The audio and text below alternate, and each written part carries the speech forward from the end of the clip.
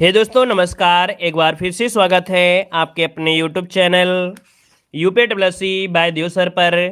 तो दोस्तों यहाँ पर देख सकते हैं हमारे चैनल पर वीडियो एग्जाम की कंप्लीट तैयारी यहाँ पर कराई जा रही है।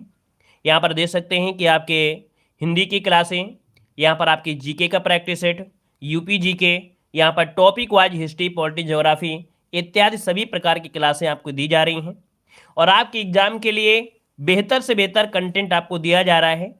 इतना अगर आप पढ़ लेते हैं तो आपके एग्जाम के लिए 4 चांद लग जाएंगे और बेहतर आपकी जीके अगर अच्छी है तो समझिए आपका सिलेक्शन हो जाएगा। और जिसका जीके अच्छा है वैसी का सिलेक्शन दोस्तों होगा। अगर आपके पास कोई किताब है अच्छी से तो किताब से भी पढ़िए, प्रैक्टिस सेट भी लगाइए, सारा दिन किताब को समय दीजिए और जब आपकी हमारी क्लास चलती है तो अपना जीके का प्रैक्टिस लगा सकते हैं, है ना। ज़्यादा घूमेंगे यूट्यूब में तो भी घूमते रह जाएंगे। हमने आपको बता दिया है कि अगर ज़्यादा घूमेंगे यूट्यूब में तो आप घूमते रह जाएंगे, क्योंकि यूट्यूब की दुनिया बहुत बड़ी हो गई है। तो किताबों को समय दीजिए और अपने को भी समय दीजिए, ठीक है। तो चलिए स्टार्ट करते हैं। पहला क्वेश्चन आपके सामने दिया गया है, कह रहे क्रिप्स मिशन भारत में कब आया था। चलिए साथियों यहाँ पर बताइएगा कि क्रिप्स मिशन भारत में कब आया था। यहाँ पर जो आंसर आपका है वो राइट क्या हो जाएगा, तो राइट आंसर यहाँ पर देखिए 1942 जिसका आंसर आया है, बिल्कुल राइट हो जाएगा आपका सी नंबर। यहाँ पर आगे बढ़िए, क्वेश्चन आपसे दिया गया है, कह रहा है प्रथम बार जवाहरलाल नेहरू कांग्रेस पार्टी के अध्यक्ष किस वर्ष चुने गए थे। यहाँ पर जो आंसर आपका है राइट इनमें से क्या हो जाएगा, गुड इवनिंग, गुड इवनिंग सभी को, गुड इवनिंग सभी को, गुड इवनिंग। चलिए बताइएगा कि प्रथम बार जवाहरलाल नेहरू कांग्रेस पार्टी के अध्यक्ष यहाँ पर किस वर्ष चुने गए थे। यहाँ पर देखिए 102 का जो आंसर है, यहाँ पर जवाब क्या हो जाएगा, जवाहरलाल नेहरू पूछा गया है दोस्तों। यहाँ पर जवाब हो जाएगा 1929 में चुने गए थे, लाहौर अधिवेशन में, ठीक है, लाहौर अधिवेशन में। आगे बढ़िए, क्वेश्चन दिया गया है कि औरंगजेब की मृत्यु निम्नलिखित में से किस स्थान पर हुई थी। तो औरंगजेब की मृत्यु हुई थी अहमदनगर में दोस्तों। कहाँ हुई थी, अहमदनगर में हुई थी। और एक क्वेश्चन बहुत पूछा जाता है कि जिंदा पीर किसे कहते हैं, तो औरंगजेब को जिंदा पीर भी कहा जाता है। यहाँ पर अगला क्वेश्चन दिया गया है कि 1700 ईस्वी में राजा राम की मृत्यु के बाद मराठों ने मुगलों के विरुद्ध युद्ध उसकी वीर पत्नी के नेतृत्व में जारी किया। यहाँ पर देख सकते हैं दोस्तों, अगर आपने हिस्ट्री पढ़ा है हमसे टॉपिक वाइज वाली, हर एक क्वेश्चन आप सॉल्व कर पाएंगे हिस्ट्री के। यहाँ पर दोस्तों आपका जवाब इनमें से क्या हो जाएगा, 104 नंबर का जवाब देना है। यहाँ पर जवाब जल्दी से दीजिए। ताराबाई बिल्कुल सही जवाब है दोस्तों। याद रखिएगा कि राजा राम की मृत्यु के बाद उनकी विधवा पत्नी जो थी ताराबाई, यहाँ पर आंसर आपका ये नंबर है राइट हो जाएगा। अगला क्वेश्चन दिया गया है, कह रहा आपसे निम्नलिखित युग्मों में से कौन सा सही सुमेलित नहीं है। पावना विद्रोह जो आपका हुआ था दोस्तों आपके 1873 में। यहाँ पर दक्कन किसान विद्रोह 1875 में। यहाँ पर दिया गया है सन्यासी विद्रोह 1894। दोस्तों सन्यासी विद्रोह बंगाल में 1770 के और 80 के बीच में हुआ था, 1770-80 के बीच में हुआ था। और बंकिम चंद्र चटर्जी ने अपने उपन्यास आनंद मठ में सन्यासी विद्रोह का उल्लेख भी किया है। दोस्तों यहाँ पर सी नंबर आपका गलत दिया गया है। अदर कोल विद्रोह जो आपका है वो भी सही है। अगला क्वेश्चन दिया गया है कि पृथ्वी पथ पर सूर्य की परिक्रमा करती है। दोस्तों यहाँ पर बताइए आपका आंसर क्या हो जाएगा, तो पृथ्वी जो आपकी है ये अपने अपने अक्ष पर दोस्तों अंडाकार घूमती है ना, अंडाकार पथ पर सूर्य की परिक्रमा करती है। अगला क्वेश्चन दिया गया है, निम्नलिखित में से कौन सा विशालतम हिमनद है। यहाँ पर बताना है निम्नलिखित में से कौन सा विशालतम हिमनद है। दोस्तों 107 का आंसर हो जाएगा क्या, यहाँ पर डी नंबर है सियाचिन, इसका आंसर है राइट हो जाएगा सियाचिन ग्लेशियर। अगला क्वेश्चन दिया गया है कि निम्नलिखित में से किस वर्ष को संयुक्त राष्ट्र द्वारा स्वदेशी भाषाओं का अंतर्राष्ट्रीय वर्ष के रूप में घोषित किया गया था। तो दोस्तों यहाँ पर आंसर आपका हो जाएगा 2019 को, ठीक है, 2019 को घोषित किया गया था अंतर्राष्ट्रीय कैसा, स्वदेशी भाषाओं का अंतर्राष्ट्रीय घोषित किया गया था, आंसर सी बनेगा। अगला क्वेश्चन दिया गया है कि निम्नलिखित में से कौन सी एक राष्ट्रीय पार्टी नहीं है। दोस्तों भारत में 8 राष्ट्रीय पार्टी हैं, भारतीय Rashtriya Congress, Janata Party, Communist Party of India, Communist Party of India, Bahujan Samajwadi Party, Rashtravadi Congress, Akhil Bharatiya Trinamool Congress, National People's Party. अब दोस्तों यहाँ पर देखिए जो आपकी द्राविड़ दिया गया है मुन्नेट कड्डम, ये आपकी नहीं है, ऑप्शन सी हो जाएगा। अगला क्वेश्चन दिया गया है, कह रहा है प्रत्येक 2 वर्ष के बाद राज्यसभा के कितने सदस्य सेवानिवृत्त हो जाते हैं। पॉलिटी भी पढ़ा दिया, एक भी क्वेश्चन बाहर चला जाए तो आप बताइएगा, एक भी क्वेश्चन बाहर नहीं जाएगा। जितना हम पढ़ा दें हिस्ट्री में, पॉलिटी में, ज्योग्राफी में, जितना हम पढ़ा देते हैं उतना अगर आप कवर कर लेंगे तो एक भी क्वेश्चन बाहर नहीं जाएगा। दोस्तों यहाँ पर देखिए 110 नंबर का जो ऑप्शन है, यहाँ पर आपका आंसर हो जाएगा आपका सी नंबर 1/3। ठीक है, 1/3 आंसर है, राइट हो जाएगा दोस्तों। यहाँ पर दोस्तों अगला क्वेश्चन दिया गया है। अच्छा, कुछ लोग नए जुड़ते होंगे तो वो कहते होंगे सर जी बड़ी बड़ी मारते हैं। मारते नहीं है, हम सही बोलते हैं, है ना। प्ले लिस्ट उठा कर देखिए और वीडियो को एक बार पढ़ डालिए, इसके बाद कोई भी टेस्ट उठाइए, कोई भी मार्केट का कोई भी, हर एक क्वेश्चन मिलेगा। देखो, संविधान सभा द्वारा भारतीय संविधान को कब पारित किया गया था? तो आपका आंसर क्या हो जाएगा? यहां पर पारित जब पूछ लिया तो 26 नवंबर 1949 इसका आंसर है, राइट हो जाएगा दोस्तों। लागू अगर पूछ लेता तो आप कहते 26 जनवरी 1950। दोनों में अंतर बस ये, पारित पूछे तो आपको 26 नवंबर 1949, और अगर पूछ ले कि लागू कब हुआ था दोस्तों, तब आपको बताना है 26 जनवरी 1950। अगला क्वेश्चन दिया गया है, कह रहा आपसे वर्ष 1904 में किसने क्रांतिकारियों की गोपनीय समिति के रूप में अभिनव भारत का आयोजन किया था? तो भैया अभिनव भारत के बारे में बहुत बार आपने पढ़ा है, वीडी सावरकर इसका आंसर है, राइट हो जाएगा दोस्तों। अगला क्वेश्चन दिया गया है कि ध्वनि तरंगों की गूंज के लिए कौन सा जिम्मेदार होता है? ध्वनि तरंगों की गूंज के लिए जो होता है वो परावर्तन जिम्मेदार होता है। ये तरंगे जो होती हैं यांत्रिक तरंगे होती हैं। तो यहाँ पर आंसर आपका ये नंबर है, राइट हो जाएगा दोस्तों। यहाँ पर आगे बढ़िए, क्वेश्चन दिया गया है कि बिजली के हीटर में कौन सी सामग्री प्रयुक्त होती है? बिजली के हीटर में कौन सी सामग्री दोस्तों? तो यहाँ पर देखिए नाइक्रोम का तार लगा होता है दोस्तों, नाइक्रोम का तार। ठीक है, यहाँ पर जो नाइक्रोम होता है ये क्रोमियम और लोहे की मिश्र धातु बनी होती है। अगला क्वेश्चन दिया गया है कि भारत में आयोजित फीफा अंडर-17 के विजेता एवं उप विजेता क्रमशः कौन से देश हैं? दोस्तों यहाँ पर जो आपका आंसर है इनमें से राइट हो जाएगा दोस्तों। क्या यहाँ पर जो आप देना है वो भी 17 की पूछ लिया है दोस्तों, बड़ा पुराना क्वेश्चन पूछ लिया है और 2017 की बात है। तो इसमें दोस्तों विजेता जो आपके थे कौन? तो यहाँ पर जो आपका हो जाएगा सी, याद रखिए इंग्लैंड व स्पेन हो जाएंगे। ठीक है, इतना पुराना नहीं आएगा, परेशान मत होइएगा। यहाँ पर आगे बढ़िए, क्वेश्चन आपसे अगला पूछा गया है, इनमें से कौन सा एल्युमिनियम का एक अयस्क है? एल्युमिनियम का जो अयस्क है वो आपका कौन सा है? बॉक्साइट होता है ना। यहाँ पर आंसर आपका डी हो जाएगा। अगला क्वेश्चन दिया गया है, निम्नलिखित में से कौन सा मानव शरीर का सबसे बड़ा बाहरी अंग है? और सबसे बड़ा बाहरी अंग पूछ लेता है तो आप कहेंगे त्वचा। क्या कहेंगे? त्वचा। दोस्तों याद रखिएगा, त्वचा में 3 परतें होती हैं, एपिडर्मिस और डर्मिस और होती है हाइपोडर्मिस, है ना। तो यहाँ पर जो त्वचा की श्वेत ग्रंथियां होती हैं वो पसीना का श्रावण करती हैं। अगला क्वेश्चन दिया गया है कि 1881 में केसरी अखबार की स्थापना किसने की थी? दोस्तों यहाँ पर जो आपका आंसर है वो राइट हो जाएगा, आपका डी नंबर है, बाल गंगाधर तिलक ने किया था। डी नंबर राइट हो जाएगा। और आज का टेस्ट पेपर बहुत ही लाजवाब है दोस्तों, कठिन नहीं है। और आज का टेस्ट पेपर दोस्तों बहुत ही लाजवाब है, कम से कम 50 में दोस्तों कम से कम 40 नंबर आज आपको मारना है। ठीक है ना, इसके नीचे सांस नहीं लेना है। ठीक है दोस्तों, यहाँ पर देखो दिया गया है कि ब्राजील में विशाल कहवा बागानों को कहा जाता है। तो ब्राजील में जो विशाल कहवा है ना, इन्हें कहा जाता है फजेंडा। क्या कहते हैं? फजेंडा। ऑप्शन डी नंबर है, राइट हो जाएगा। अगला क्वेश्चन दिया गया है, निम्नलिखित में से कौन से राष्ट्रीय नेता property and un-British rule in India के लेखक हैं? यहाँ पर देखिए ऑप्शन क्या बनेगा? ऑप्शन सी, दादा भाई नौरोजी आपका आंसर है, सी हो जाएगा। अगला क्वेश्चन दिया गया है कि वर्ष 1857 के विद्रोह में कानपुर के नेता इनमें से कौन थे? यहाँ पर जो आप देना है आपका आंसर क्या हो जाएगा? तो दोस्तों 1857 के विद्रोह में कानपुर के जो नेता थे इनमें से आपका जवाब हो जाएगा क्या? यहाँ पर आंसर सी, नाना साहब हो जाएगा। ये सब कुछ पढ़ा दिया गया है। यहाँ पर जौनपुर राज्य का अंतिम शासक कौन था दोस्तों? हिस्ट्री में पढ़ाया गया है। यहाँ पर देखिए हुसैन शाह हो जाएगा, बी नंबर हुसैन शाह हो जाएगा। एक व्यक्ति ग्राम पंचायत की सदस्यता के लिए चुनाव लड़ना चाहता है, उसकी उम्र कितनी होनी चाहिए?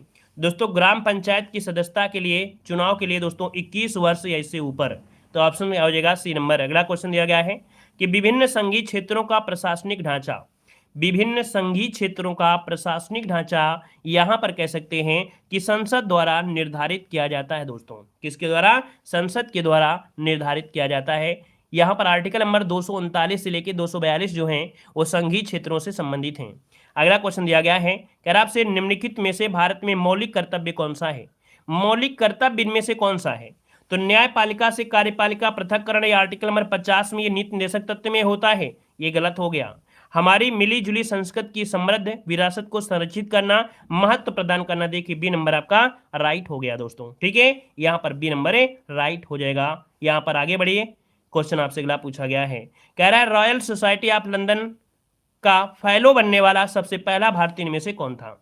यहाँ पर 26 नंबर में दोस्तों तो ये थे आपके कौन? आपका जवाब इनमें से हो जाएगा एससी वाडिया। याद रखिए एससी वाडिया ये सबसे पहले भारतीय थे जो कि 1837 में royal society of London fellow बने थे। ऑप्शन बनेगा आपका बी नंबर। यहां पर दिया हुआ राष्ट्रीय नेता कौन था जिसने अंडमान की सेल्यूलर जेल की दीवारों पर भारत का इतिहास लिखा था?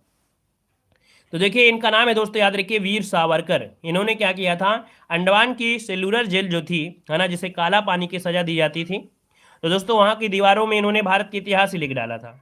ऑप्शन यहाँ पर सी हो जाएगा। अगला क्वेश्चन दिया गया है कि जहांगीर की कब्र कहाँ पर बनाई गई है? जहांगीर की कब्र जो बनाई गई है वो कहाँ पर बनाई गई है? तो ऑप्शन सी हो जाए आपके लाहौर में। कहाँ पर है? लाहौर, इसका आंसर है सी हो जाए लाहौर में, शाहदरा। अगला निम्नलिखित में से कौन शिवाजी की राजधानी थी? शिवाजी की राजधानी दोस्तों यहाँ पर बताइएगा तो आप कहेंगे रायगढ़। क्या हो जाएगा? रायगढ़ हो जाएगा। अगला है यदि माइट्रोकांड्रिया काम करना बंद कर दे तो कोशिका में कौन सा कार्य नहीं हो पाएगा? यदि माइट्रोकांड्रिया काम करना बंद कर दे तो कोशिका में कौन सा कार्य नहीं हो पाएगा? तो दोस्तों याद रखिए यहाँ पर भोजन का ऑक्सीकरण नहीं होगा, भोजन का ऑक्सीकरण नहीं होगा। यहाँ पर अगला क्वेश्चन दिया गया है, कह रहा आपसे निम्नलिखित में से कौन सा मान एक क्षारीय विलयन पीएच का प्रतिनिधित्व करता है? दोस्तों क्षारीय मान होता है कितना होता है? तो आप कहेंगे दोस्तों 7 के ऊपर, और 7 के ऊपर होता है तो क्षारीय होता है। तो ऑप्शन क्या होगा यहाँ पर? सी नंबर इसका राइट हो जाएगा। अगर आपसे पीएच मान पूछ लेता अम्लीय तो इसका मतलब 7 के नीचे पूछा जाता। यहाँ पर दिया है दहन के लिए कौन सी गैस आवश्यक होती है? और दहन के लिए दो आवश्यक होती है ऑक्सीजन। क्या होती है? ऑक्सीजन। अगला मरणोपरांत भारत रत्न से विभूषित प्रथम व्यक्ति कौन थे? मरणोपरांत जो दिया गया था ये दिया गया था लाल बहादुर शास्त्री को। ऑप्शन बनेगा आपका ए नंबर राइट हो जाएगा। और 1966 में इनको भारत रत्न दिया गया था। यहाँ पर दिया गया है कि प्रोटियम, ड्यूटेरियम और टाइटेरियम को निम्नलिखित में से किसकी श्रेणी में रखा जाता है? दोस्तों ये हाइड्रोजन के समस्थानिक हैं और ये आपके होते हैं आइसोटोप्स। यहाँ पर जो आंसर आपका है यहाँ पर ये हो जाएगा आइसोटोप, यहाँ पर होता है, आंसर बनेगा ए नंबर। यहाँ पर अगला क्वेश्चन दिया गया है कि पर्यावरण अध्ययन की प्रकृति निम्नलिखित में समर्थन नहीं करती है। पर्यावरण अध्ययन की प्रकृति निम्नलिखित के समर्थन नहीं करती है। कह रहे हैं बच्चे कम गलतियां करें, बच्चों को करके सीखने का अवसर मिले, सही है। बच्चे बहुत से प्रश्न पूछे तब भी सही है। बच्चों को खोज करने के लिए पर्याप्त स्थान मिले, सही है। तो इसका मतलब बच्चे कम गलतियां करें, मतलब पर्यावरण अध्ययन कैसे हो सकता है? जब बच्चे को सीखने को अवसर मिलेगा, बहुत प्रश्न पूछेंगे, है ना, खोज करेंगे, तभी तो हो सकता है। लेकिन गलतियां करें ऐसा तो आप कहे नहीं कि गलतियां ना करें, तो बच्चे कम गलतियां करें ये इसका समर्थन में नहीं आएगा। अगला क्वेश्चन दिया गया है प्रतिबल की इकाई क्या होती है? स्ट्रेस की जो इकाई होती है वो होती है दोस्तों पास्कल, है ना। यहाँ पर आंसर बी नंबर राइट हो जाएगा दोस्तों। यहाँ पर आगे बढ़िए, क्वेश्चन आपसे अगला पूछा गया है, निम्नलिखित में से किस विटामिन की कमी से रिकेट्स की बीमारी होती है? दोस्तों रिकेट्स की बीमारी होती है जब विटामिन डी की कमी हो जाती है। विटामिन डी जो कि एक वो वसा में घुलनशील एक हार्मोन्स होता है। यहाँ पर आंसर आपका ये हो जाएगा और इसका रासायनिक नाम होता है कैल्सीफेरॉल। आगे बढ़िए, क्वेश्चन दिया गया है पार्श्विक किसकी मापन इकाई है? पार्श्विक किसकी मापन इकाई है? तो पार्श्विक दोस्तों यहाँ पर खगोलीय दूरी होती है, जो कि एक पार्श्विक बराबर होता है 3.26 प्रकाश वर्ष होता है। अगला क्वेश्चन दिया गया है निम्नलिखित में से किस राज्य की पुलिस का आदर्श वाक्य है कि सुरक्षा आपकी संकल्प हमारा? इसका अर्थ है आपकी सुरक्षा हमारा संकल्प। ये आपके क्वेश्चन पूछा गया था दोस्तों, प्रीवियस ईयर में ये पूछा गया क्वेश्चन। यहाँ पर जो आपका आंसर होगा दोस्तों, राइट आंसर क्या हो जाएगा? सी नंबर है। ये आपके दोस्तों उत्तर प्रदेश पुलिस इसका आंसर है, राइट हो जाएगा। अगला क्वेश्चन दिया गया है मानव शरीर के सभी गतिविधियों को नियंत्रित करता है। तो दोस्तों यहाँ पर देखिए जो तंत्रिका तंत्र होता है ये मानव शरीर के सभी गतिविधियों क्या करता है? नियंत्रित करता है। अगला निम्नलिखित में से कौन भारत की पहली ट्रांसजेंडर चुनाव राजदूत बनी है? यहाँ पर देखिए 141 नंबर में ये महाराष्ट्र की गौरी सावंत है दोस्तों, महाराष्ट्र की गौरी सावंत है। यहाँ पर अगला क्वेश्चन दिया गया है कि भारतीय अर्थव्यवस्था के लिए वृद्धि की हिंदू दर पद किसने बनाया है? भारतीय अर्थव्यवस्था के लिए वृद्धि की हिंदू दर पद किसने बनाया है? दोस्तों ये बनाया था आपके राजकृष्ण ने। किसने? राजकृष्ण बनाया था। और अगला क्वेश्चन दिया गया है, कह रहा है निम्नलिखित में से कौन सी नदी उत्तर पिनाकिनी के नाम से भी जानी जाती है? उत्तर पिनाकिनी के नाम से जानी जाती है। यहाँ पर दोस्तों पेन्नार नदी है। पेन्नार नदी ये कर्नाटक में नंददुर्ग पहाड़ी से निकलकर पूरब की ओर लगभग 970 किलोमीटर बहकर बंगाल की खाड़ी में गिरती है। अगला क्वेश्चन दिया गया है जादू गोंडा का संबंध किससे है? जादू गोंडा का जो संबंध है वो किससे है? जादूगोंडा का संबंध है आपके दोस्तों यूरेनियम के खानों से है, ठीक है, यूरेनियम के खनन से है। और जादूगोंडा है कहाँ पर, तो आप कहेंगे झारखंड में है। कहाँ पर, झारखंड में।